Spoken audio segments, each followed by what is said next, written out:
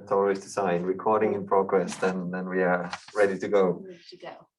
Yeah, good morning, good afternoon actually, and welcome everybody to another one of the special seminars of the Global Futures Laboratory that are related to ocean sciences. A great pleasure for me to introduce to you today Yvonne Sawall, who will talk about coral thermal tolerance and stress mitigation. So as you see, we are moving through different parts of the ecosystems in the ocean, and you will get a broad overview also of what is being done at the Bermuda Institute of Ocean Sciences. That's where Yvonne is an assistant scientist, and her main area of expertise and work is coral reefs and seagrass meadows. She is a marine benthic ecologist by training, and her interests lie at the intersection of physiology, ecology, and oceanography. And in that field, and you will hear all of that in detail in a moment, she's addressing questions about the interaction of organisms and communities with the environment. And with all the environmental change that we are seeing, this is, of course, something that's really important and also interesting.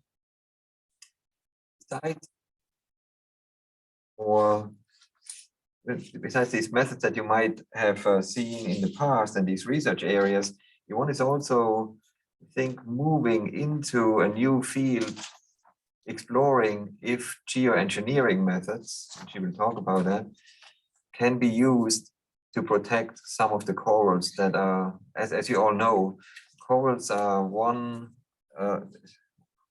these species, I guess, that are under the highest stress. If you look at these stress indicators, they are not just in red, they are in purple. And so that is, of course, one area to experiment about what can we do to relieve that stress, or are we able to do anything? So Yvonne will talk about that too. So she received her PhD from the Leibniz Center for Tropical Marine Ecology. Is this Institute für Tropenhygiene? No, Tropenökologie. Tropenökologie, at the University of Bremen in Germany, where she studied resilience of coral communities to natural and anthropogenic disturbances. And so you can see that was the beginning of her work that you will hear much more about right now. With that, I would like to hand over to Yvonne to start her presentation. Well, thank you, Peter. I can skip my first 3 slides now, I think, because you did such a great introduction already. Thank you for everyone coming to my presentation today. And before I talk about the actual topic of coral thermal tolerance and stress mitigation, I just want to give you a bit of a background about myself and my research. Hopefully not too repetitive what Peter was just saying. So yeah, I'm from Germany, from a small town in southern Germany called Ravensburg. It's a cute little medieval town, known for all its towers and also known for its puzzles and game boards. So if you go to a toy store next time, look out for that logo, and now you know someone who actually comes from that region. So, and then for my studies, then I moved to northern Germany because that's where all the marine programs are. So first I was in Oldenburg for a couple of years, then I moved to Bremen and eventually to Kiel. I was excited moving to northern Germany because it was close to the coast, and I was thinking like, well, yeah, great opportunity to go to the beach. I learned very quickly you have to really work with the timetable to actually see the water. So we have this massive tidal flats in the northern sea here. And then from Kiel, after I was in Kiel for about 5.5 years, I did a postdoc there, and I was a research scientist. Then I moved to BIOS in 2016. So that's kind of repetitive now, but so my research area explores the interaction of marine benthic organisms and communities with their environment. And I'm mostly focusing here on corals and seagrass because they form the foundation of these really important coastal ecosystems, coral reefs and seagrass meadows. Key metabolic processes I'm looking at are mainly photosynthesis because that's the main source of energy gain.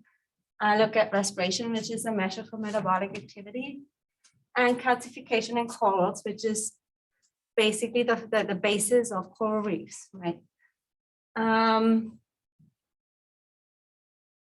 Yeah, and I'm exploring like the natural variability we see in these systems, and look at how does temperature, nutrients, light, pH, and so on, just to name a few of important factors, environmental factors.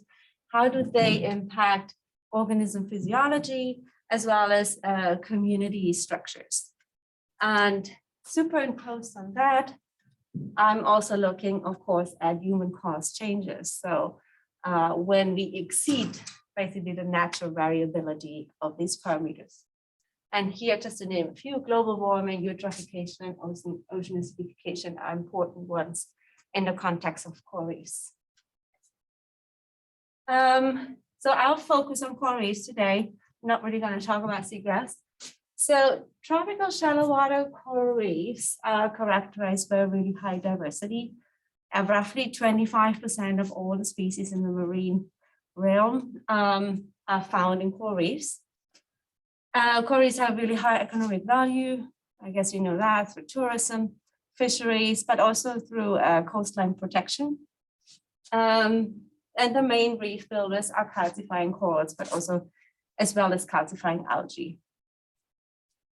Major threats to coral reefs are local threats such as eutrophication, pollution, overfishing, physical destruction through coastline development. And then the major global stressors are ocean warming and ocean acidification. So over the last 40 years, it has been estimated that about 30 to 50% of the global reef area has disappeared due to these stressors, all these stresses combined, which is tremendous. Here now a little bit on coral reefs and how they actually work. So we have here a picture of looking at the coral reef from space or from an airplane, and you can see this massive carbonate, calcium carbonate structure. You go underwater and you see that these, what you actually would see from the plane is a whole bunch of different corals forming a community. And then zooming in even further, that's a picture of, just a picture of a coral colony, which exists of a whole bunch of polyps. So each of the star-like structures here is an individual polyp, and each polyp by itself could actually work as an individual. So, but in they usually appear in, or they usually are form a colony, and within this colony, they're all interconnected, exchange nutrients, communicate with each other. And so this is basically how a coral polyp looks like. It has a ring of tentacles.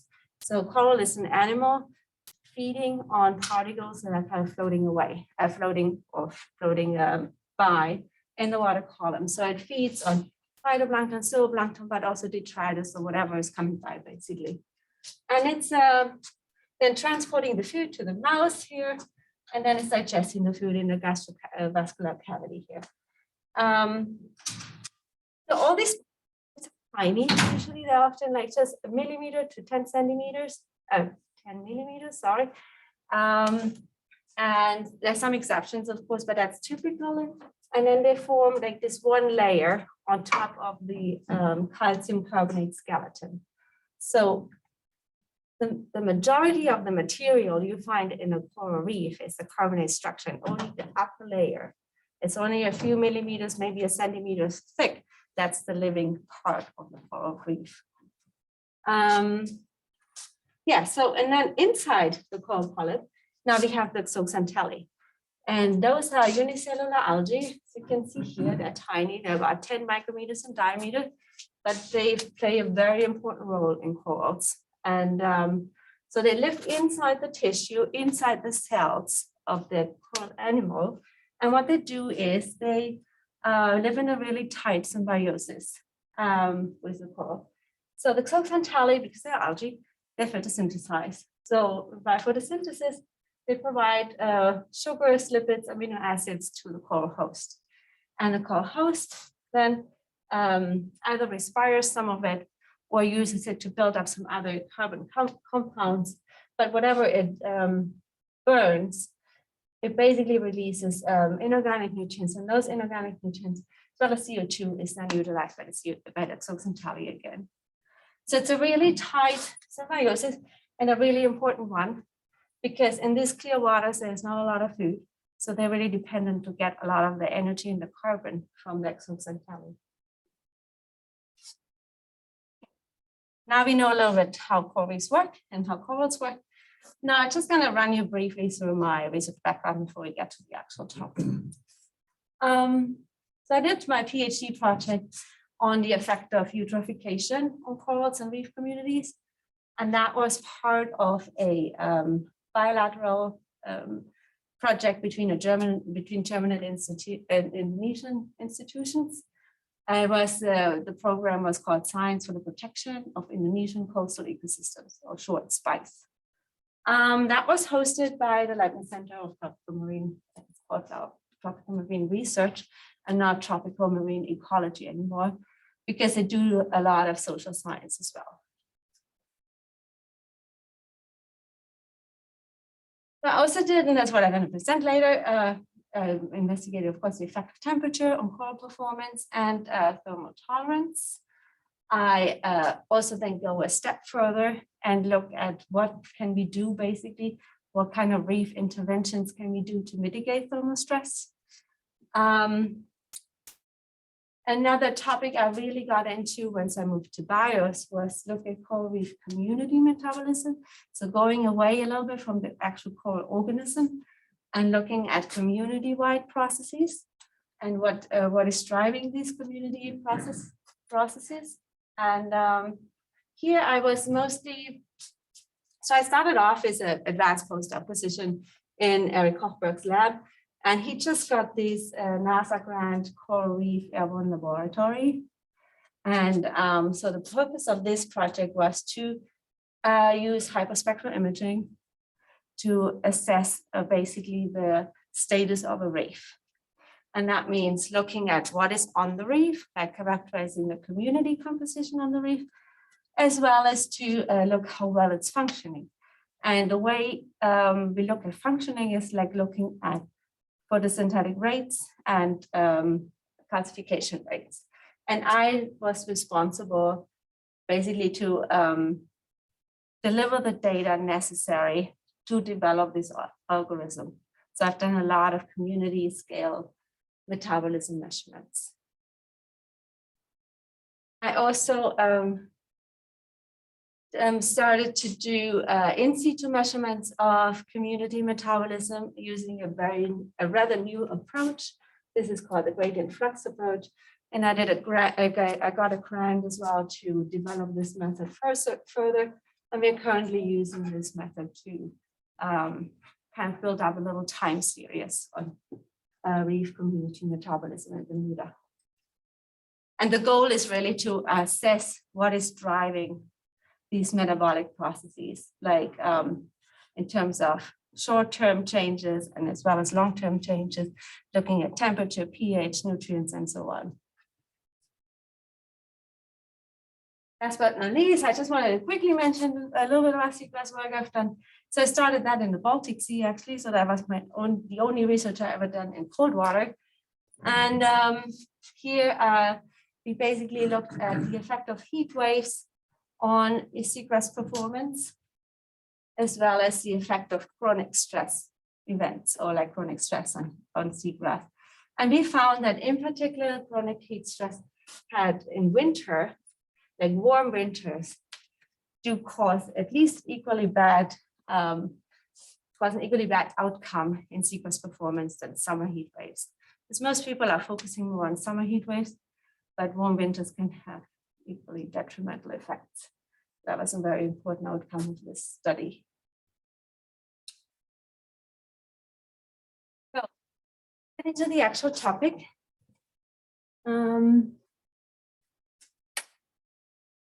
A bit hard behind the mask.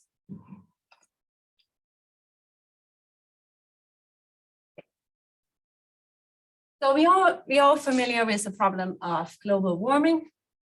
Here we see from the IPCC report 2019, the prediction of the global mean sea surface temperature. The arrow indicates where we are at the moment. So we already saw an increase in the sea surface temperature, and we can see a further increase. Red is the worst case scenario, blue is the best case scenario.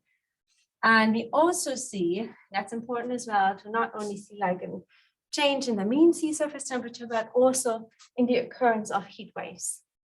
And so they will be more frequent as well as more severe.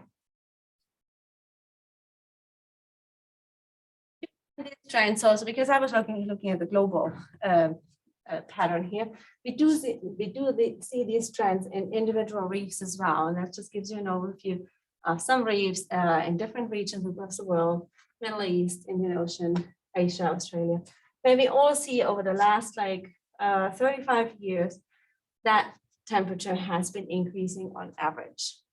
The only exception is actually the Atlantic here, and that's an example from the Bahamas, where we do see a decrease in temperature. And there, if you look at this a little closely, so here there are a couple of heat stress events, or like heat waves, that occurred across the entire like tropical globe, basically. And so that was 1998. And then there was another one at around like 2010. And there was actually a more recent one, which is not on this figure now, but from 2015 to 2017, we had a really major heat wave event in like 3 consecutive years. And what that does is this. It causes coral bleaching. And I guess most of you have seen pictures like this. We see coral bleaching. We see like this white corals, and that means they lost their zooxanthellae. And I will explain you in a minute how that works. And what it can happen really quickly. So that's a healthy reef. 2 months later, the exact same reef looks like that. And then 5 months later, it's dead. And what happens eventually, of course, is it's eroding away. And, just to give you an example of the extent of such a mass bleaching event, here's a Great Barrier Reef. That was now the bleaching event from 2015 to 2017. And we can see over that 3-year time span that in particular in the Northern Great Barrier Reef, 67% of the corals have been found dead in the shallow areas. So that was less in the south. So the south is generally cooler. So how does bleaching work? So that's going to be a bit like going back into photosynthesis, like what we all learned in school, but you all probably forgot about by now. So it's just a little refresher, and it's going to be really rough. It's and hopefully not too much detail on it. Okay, so I'm now looking at the symbionts, like the zooxanthellae. We go into the zooxanthellae, look at the chloroplast into the thylakoids and the thylakoid membrane. This is where photosynthesis is taking place. So we have here the light reaction, and this is the thylakoid membrane, and we have photosystem 2 and 1. And photosystem 2 here initially is capturing light using photo harvesting pigments such as chlorophyll A, as well as pyridinine, which is a common pigment in corals or in zooxanthellae. And then what happens is the energy is then being used to split water into oxygen, electron, and a proton. Oxygen then diffuses out, and protons are eventually creating a proton gradient across this membrane, and is driving these ATPase, forming ATP, which is an energy carrier.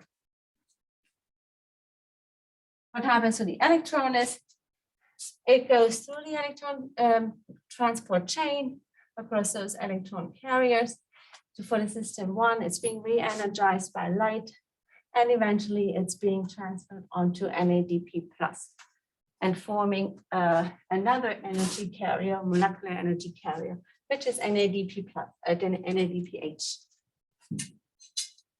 And then this energy is being used, so ATP NADPH is then used in the dark reaction in the so-called Calvin cycle. This is where Robisco, which is an important enzyme, is fixing CO2. And then it goes through several steps until it finally ends up in form of sugar. And then the sugar is being transported to the coral host or stays within the zooxanthellae and used for respiration or the buildup of other carbon compounds. So that's kind of the straightforward way. However, light is changing all the time throughout the day. And in the water, it's even worse than on land because you have the water surface, which is moving. So you have like the light is bundling or it's diffusing, and it can happen on really short time spans. So organisms, and not just talking about corals, but also algae and other seagrass and so on, they need to be prepared to kind of work with these strong light changes. And so one way of working with excess light is here the process of, or is in form of light protective pigments, so to speak, xanthophylls, which are sitting in this membrane, and they are absorbing some of the excess energy at the very beginning of this whole process. Another way is, and that's a typical one in corals, is a Maillard reaction. So here we have excess electrons which react with oxygen, forming oxygen radicals. And we all know oxygen radicals are bad. So, but normally there are enzymes in place, superoxide dismutase, ascorbate peroxidase, which neutralize those oxygen radicals. So now, so this is how it normally works. So what happens now we have temperature stress? So I talked a lot about light and photosynthesis, but not actually about temperature. So temperature, what temperature does is it determines the activity of enzymes. So that's basic enzyme kinetics, right?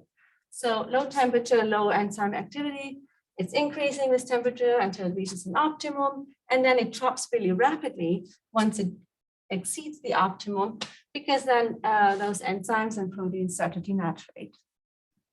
So going back to this figure now, what happens when we have temperature stress is that the temperature itself, for example, destroy or denaturates enzymes or inhibits enzyme or destroys enzyme. So, Robisco is one of them. So it starts, so there's not as much functioning Robisco anymore, activity is generally going down. So what's happening then is that we have an excess of electrons because the whole process here is slowing down. And then we have less NADP+ available, which is able to take up electrons. That actually then channels more into that process here. We have more oxygen radicals. And then those oxygen radicals leach into the coral host and start destroying membranes, enzymes, and so on. And the coral's response then is to basically get rid of this misfunctioning zooxanthellae. So that's the basic mechanism. So now when we look at thermal stress tolerance, we were looking at like, okay, what does the coral or the zooxanthellae need to do to kind of counter these heat stress events or heat stress, yeah, and generally.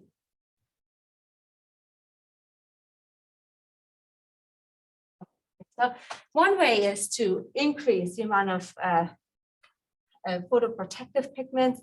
Another way is to increase these enzymes here, which neutralize oxygen radicals. Another way is to create heat shock proteins, which are able to repair broken enzymes.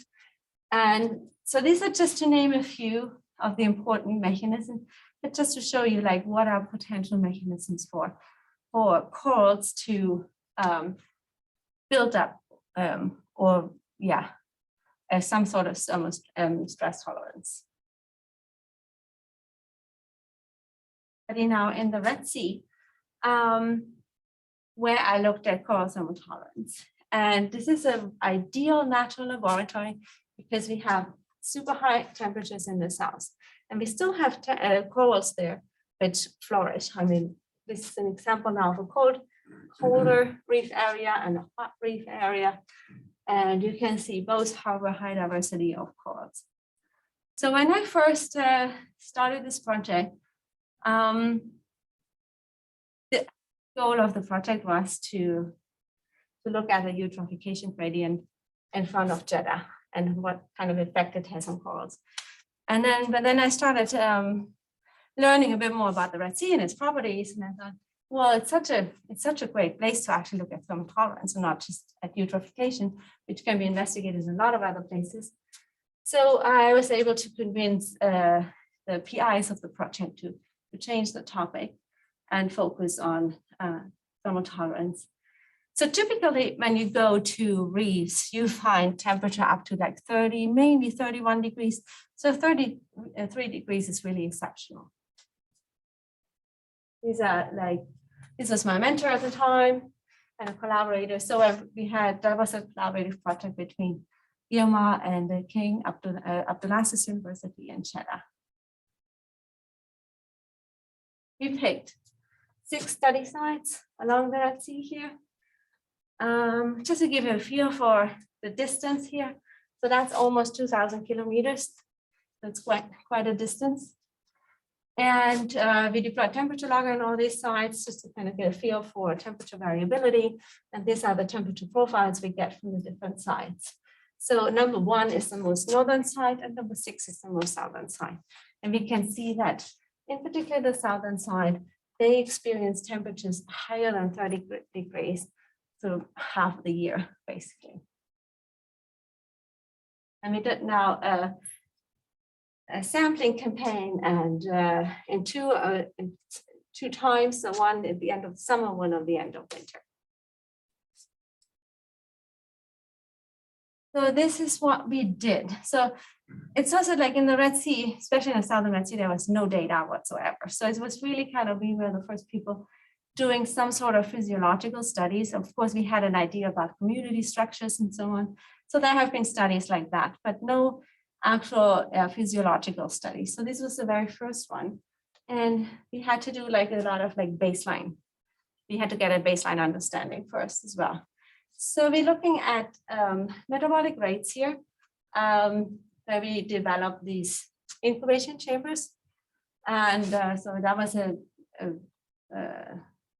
something which has been developed at Geomar.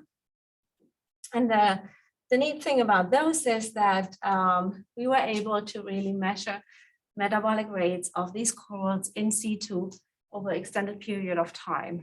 And so we have 4 chambers, and each chamber had 1 coral. As you can see here in the close-up, we measure oxygen continuously. So that's one of the oxygen sensors here. And the water in the individual chambers was flushed on a regular basis with surrounding water. So it doesn't oversaturate with oxygen. And we also had a light sensor here measuring light all the time. We had another set of incubation chambers here, which measured the mucus release rates of those corals. And mucus is like the slimy stuff the coral releases to basically keep the surface clean. And we also measured a bunch of tissue metrics, like exocytally density, pigments, and by pigments here, we look at photo harvesting as well as photoprotective pigments. We looked at heat shock proteins, and we also did some gene expression analysis. So here are the results. So this was like looking at the calcification rate, because if corals are stressed, calcification would go down. So that was a kind of a first indicator, okay, how well are corals doing in these different areas at the different seasons we were there. And just so you understand the figure, so this is from north to south. It's like also sites 1 to 6 again. And then it's the summer values versus the winter values in red and blue. And we can already see some sort of trends in here. So if I use that data and plot it against temperature, this is how it looks like. And that was actually pretty exciting result back then, because what we see is, just again, first explaining how to read the figure. So the numbers again represent the sites 1 to 6, the colors the season, right? And so what we see, a really nice kind of like curve with an optimum. and the optimum is at around 28, 29 degrees Celsius. And what we also see is that the southern reefs here in summer do not seem to be really at a hot temperature. So they're still growing quite well. And okay, so the other interesting thing here is really that, because imagine now, I mean, I said this, the distance between the sites at the most northern and the most southern side is 2,000 kilometers. So you would maybe expect the corals in these different locations are adapted to their local conditions. So then they would respond differently to temperature. But if we look at this, it seems they all react the same to temperature. Otherwise, you would have a chaotic picture here and no like relationship across the sites, which is indicating basically that there must be a strong gene flow between those sites. Looking at photosynthesis now, it looks quite different. So we would have expected that photosynthesis in the south, especially at this really high temperatures, is decreased because it's somewhat stressful conditions. And also in the south, in the north, when it's really cold, we also would have expected rather low photosynthetic rates. So plotting this data now against temperature, we see there's no real relationship. So it's kind of, so the zooxanthellae at the different sites seem to be working differently in a way. And looking a little deeper in the zooxanthellae biology. So first of all, we looked at here at the zooxanthellae densities. And here it's again the same kind of picture, but I added some lines here so you of always the same site, so you can see the seasonal trend. So generally we can say here that the zooxanthellae density, so the amount of microalgae in the coral, decreases from winter to summer. So that's kind of a pretty consistent pattern, except on one of the sites. And when we look now at photo harvesting pigments like chlorophyll A, for example, we can see the opposite trend. So here we are looking now at the amount of pigments per cell, not per surface area anymore, which was up there. So we can see, okay, from winter to summer, zooxanthellae densities decrease, but the amount of pigments they have to harvest light is actually increasing in the cells.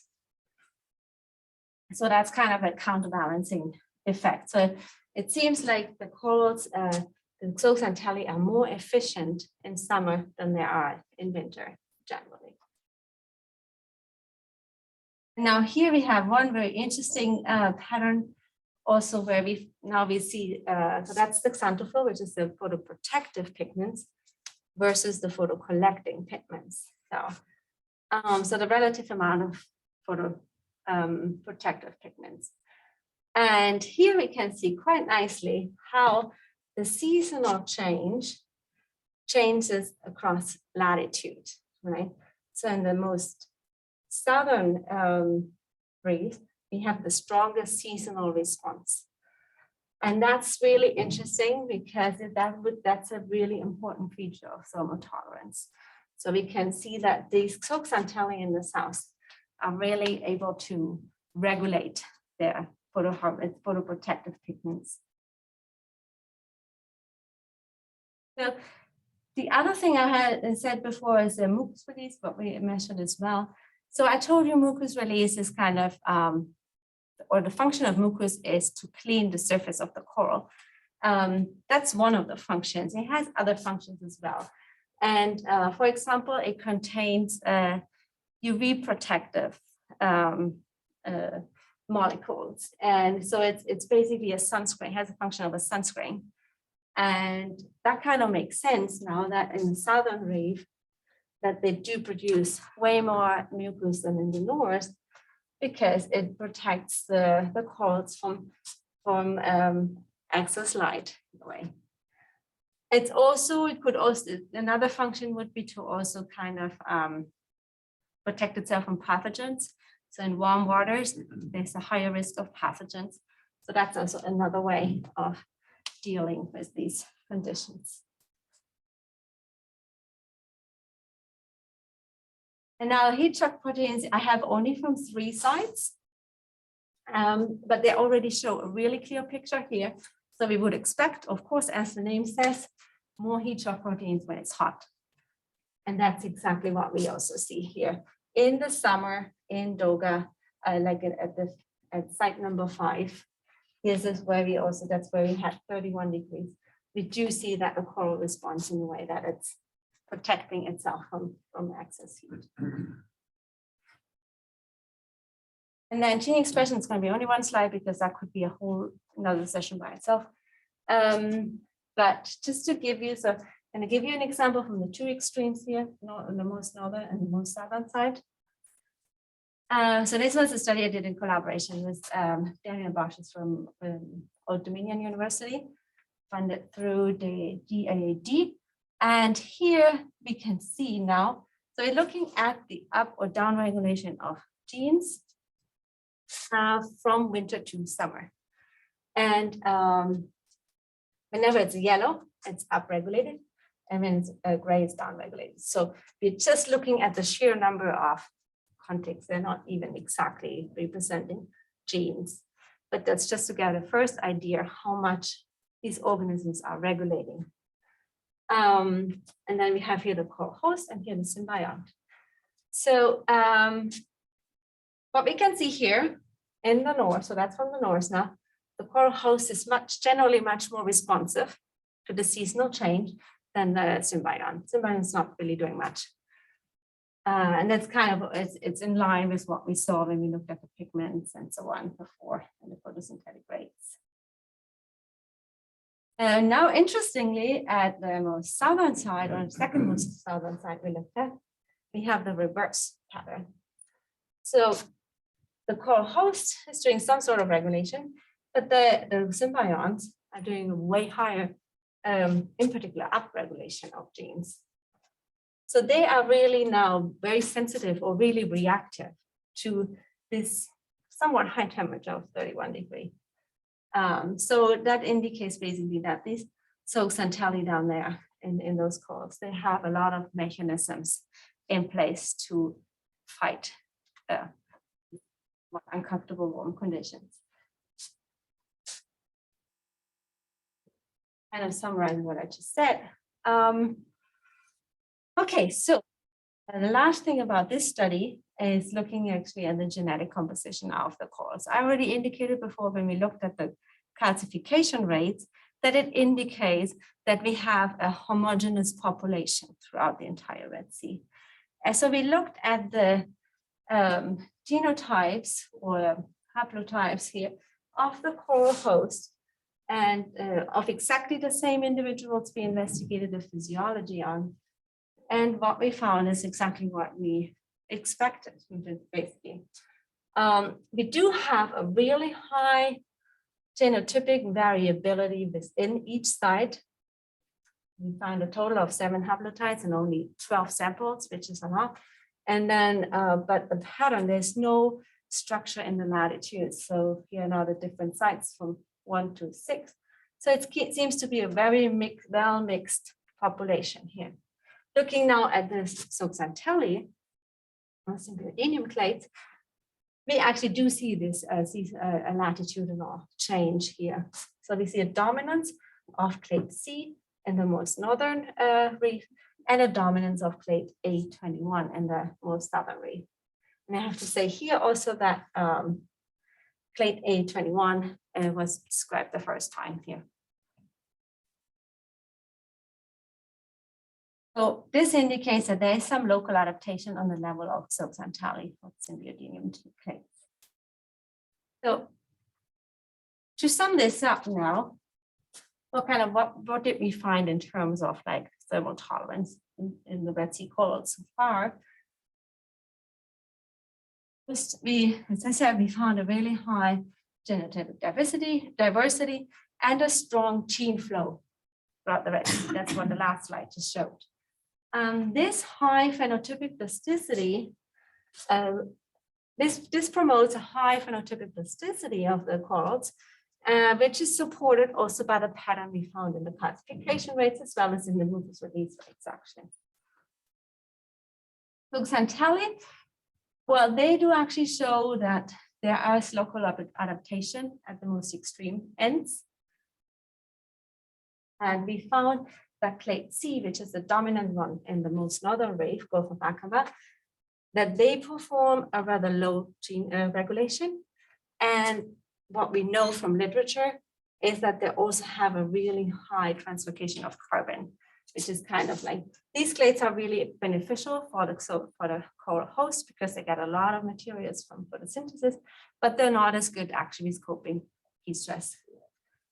Then clade A1 was the one which was found in most areas of the Red Sea. We found that this has a strong ability of a heat shock protein 60 regulation.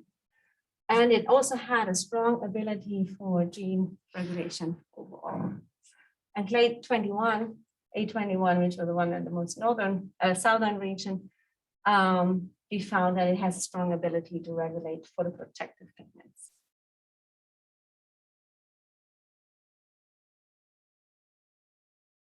So what's about coral thermal tolerance? This part of the talk will be much quicker.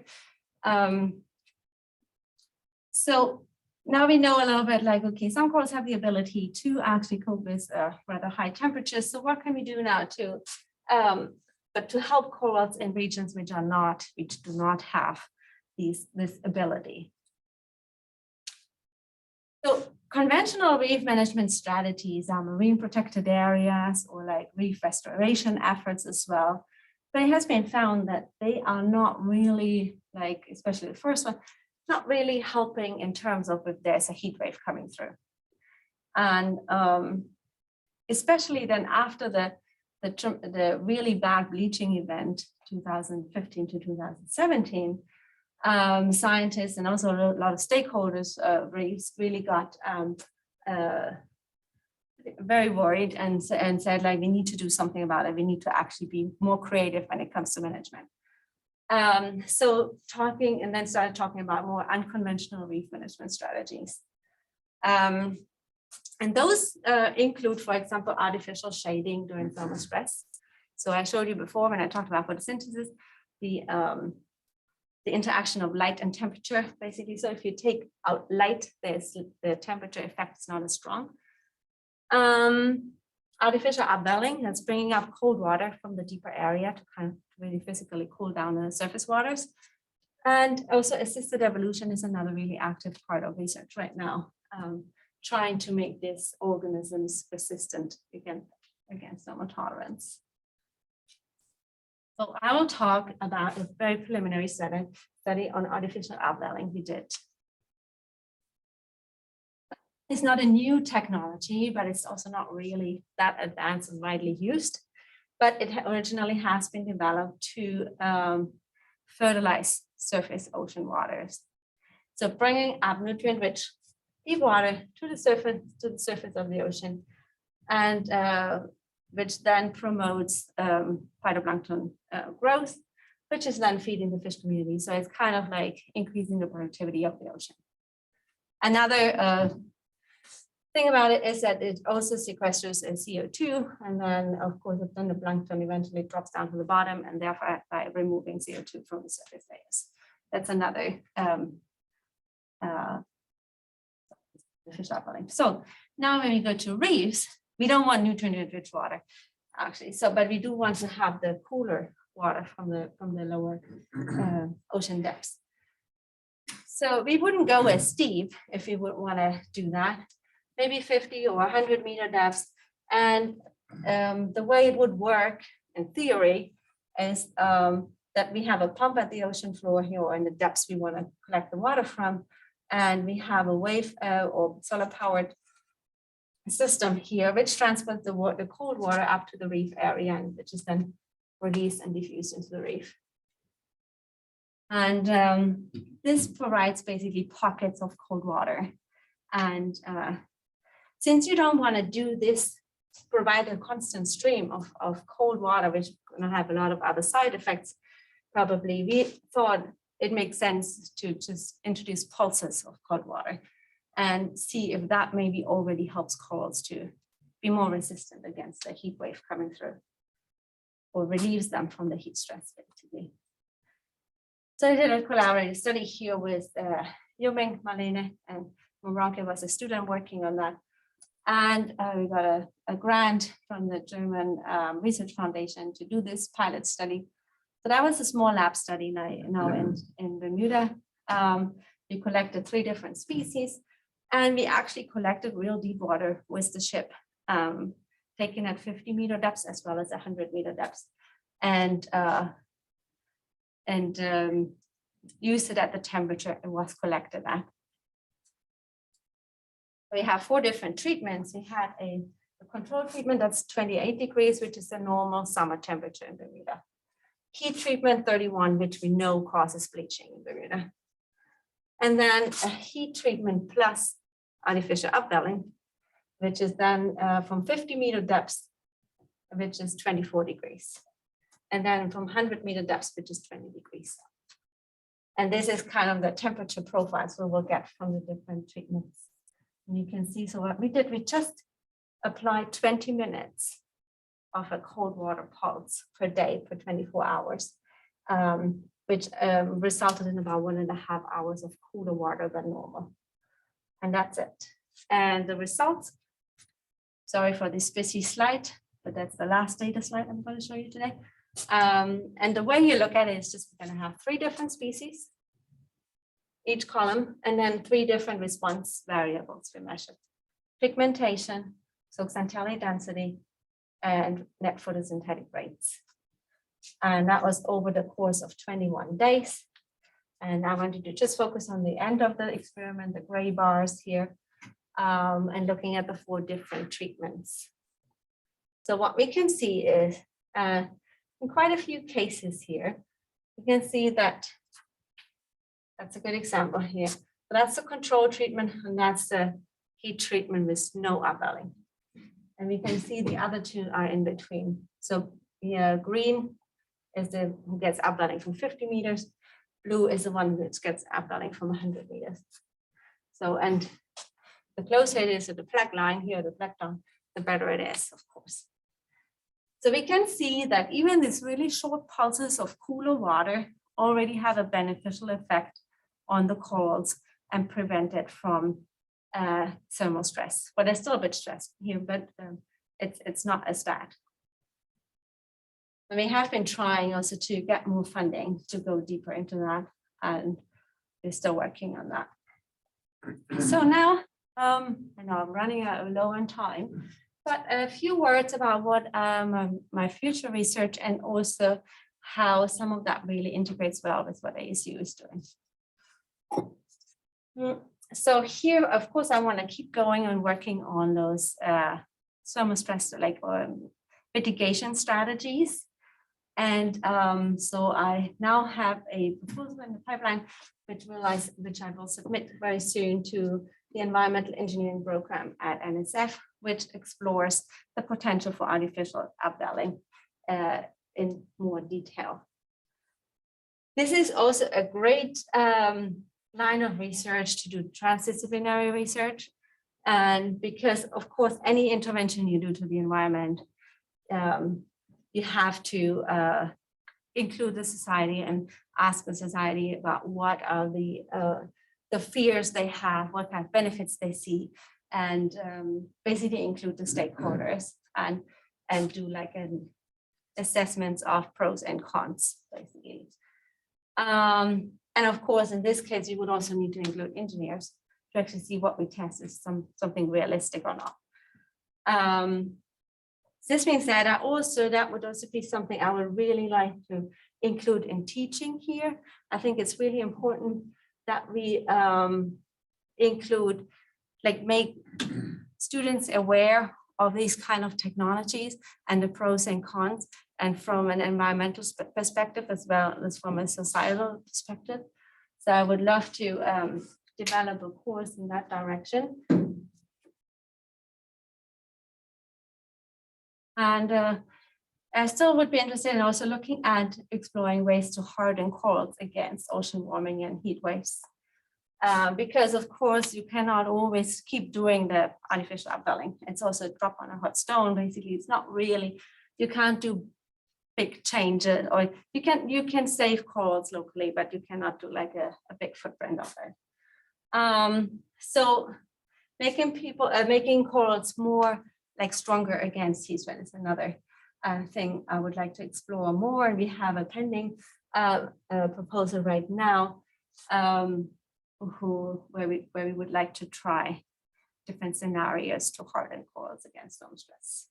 And artificial itself could also help to harden corals, because the strong temperature fluctuations we are creating makes them more resistant generally. The Bermuda Marine Mesocosm Facility is a great facility for these kind of studies, and I just received a grant from NSF, like a facility grant, to upgrade this mesocosm facility and to make it a real like modern facility where we can control seawater temperature, where we can also do ocean acidification experiments, like by supplying CO2, and where we can also do some other like aquarium setups and so on. And the main goal of these, or the main objective, is that we can now do neo-natural organism and community scale experiments under present day and future ocean conditions.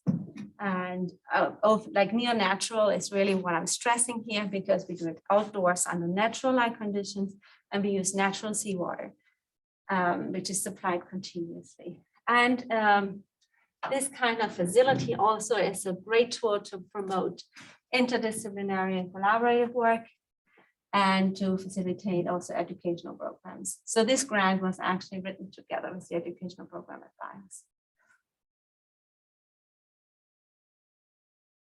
I'm also keen on working further on reef organism and community metabolism studies and how they are impacted by environmental conditions. So we just started last year, like what I mentioned before, like a small time series on in situ reef community metabolism. And that's actually embedded in some of the educational programs we have as well, the Coral Reef Ecology Summer Course. There's also another local initiative where I'm involved in, and I'm helping creating, where an entrepreneur in Bermuda wants to build like a green energy platform using floating solar panels. And we will leverage this facility to take measurements on ecosystem scale metabolism.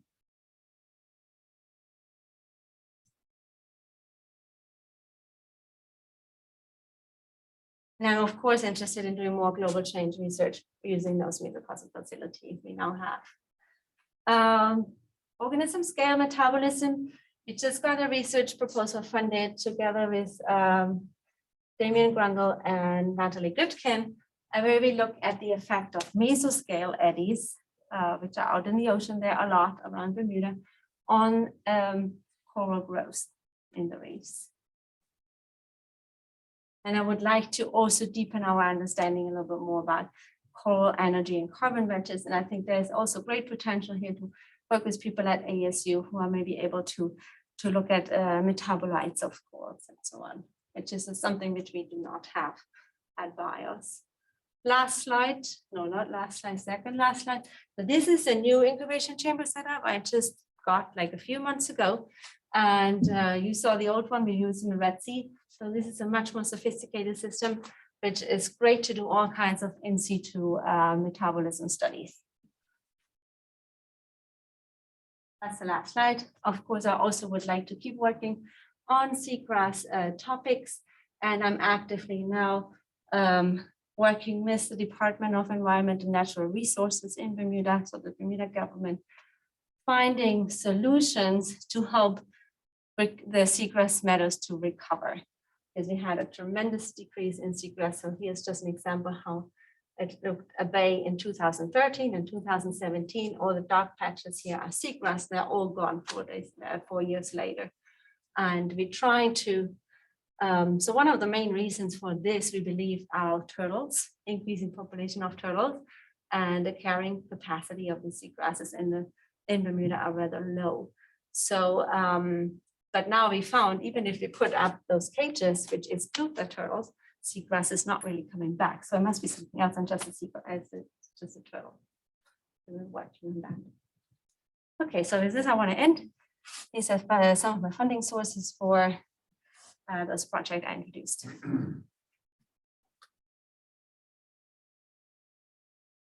Well, there's probably not a whole bunch of time left for questions, but yes. Thank you very much. And I'd like to invite questions in the room and online. I can read them from the chat. And we already had a question come in from Manfred Laubeker. He says, given the data you showed on the regulatory structures involved and the fact that the population is pretty homogeneous genetically, are there any indications how complex the regulatory structures are that facilitate the observed plasticity, and how much of a role environmental signals play? Okay, so that's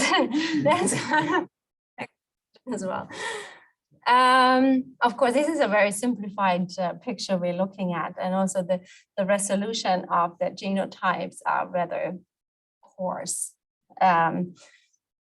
Environment, so there's certain, and also I just talked about temperature here. Of course, there are a few other environmental parameters which also vary across the Red Sea, but temperature is the major one. So of course we have a multiple of other factors in playing into this as well. And maybe if we would have a final tool, which we do have nowadays, to look into the genetic structure, maybe we could find some substructures in the population, and which is formed by maybe not just temperature gradients, but also by nutrient gradients and so on. So that's definitely, yeah.